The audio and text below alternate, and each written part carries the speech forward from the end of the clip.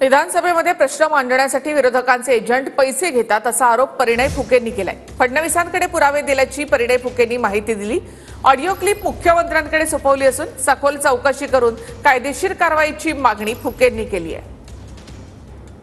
विरोधी पक्षाचे काही नेते आहेत ज्यांनी प्रश्न लावण्यासाठी किंवा प्रश्न लावून कोणाला धमकवून जे ब्लॅकमेलिंग करण्याचा जो प्रकार आहे त्या प्रकारचं आम्ही प्रश्न लावू किंवा आम्ही एलओक्यू लावू नाही तर आम्हाला पैसे द्या अशी मागणी त्यांच्या काही एजंटच्या माध्यमातून करण्यात आली। त्यांचे काही जे लोक आहे त्यांच्या माध्यमातून करण्यात आली। या सगळ्याची जी ऑडिओ क्लिप आणि व्हिडिओ क्लिप मी काल माननीय फडणवीस साहेबांना दिलेली आहे आणि निश्चितच या संदर्भात चौकशीची मी मागणी केलेली आहे। या सखोल चौकशी करून संबंधितांवर कारवाई केली पाहिजे।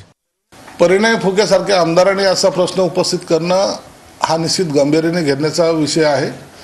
यापूर्वी सुद्धा विधानसभेमध्ये लक्षवेधी लावून ॲब्सेंट राहणं, प्रश्न लावणे आणि ॲब्सेंट राहणं यावर विधानसभेच्या अध्यक्षांनी सुद्धा रुलिंग दिलेले आहे। त्यांनी तर स्पष्टपणे सांगितलं की असे प्रश्न विचारणारे किंवा प्रश्न लावण्यासाठी जे काही धडपड करून कोणी जर असं ब्लॅकमेल करत असेल तर त्याच्यावर कारवाई ही झाली पाहिजे असं विधानसभा अध्यक्षाचं एका रुलिंगमध्ये मत त्यांनी व्यक्त केलेलं आहे। परिणय फुके यांनी विधान परिषदेमध्ये दावा केला की लक्षवेधी न लावण्यासाठी पैशाची डिमांड केली गेली। धान संदर्भातली ती लक्षवेधी असं या अशा चिल्लर लोकांच्या बद्दलची प्रतिक्रिया मी काही देणार नाही। त्याच्यामुळे वरच्या सभागृहामध्ये त्यावरची प्रतिक्रिया आमचे विरोधी पक्षाचे आमदार देतील।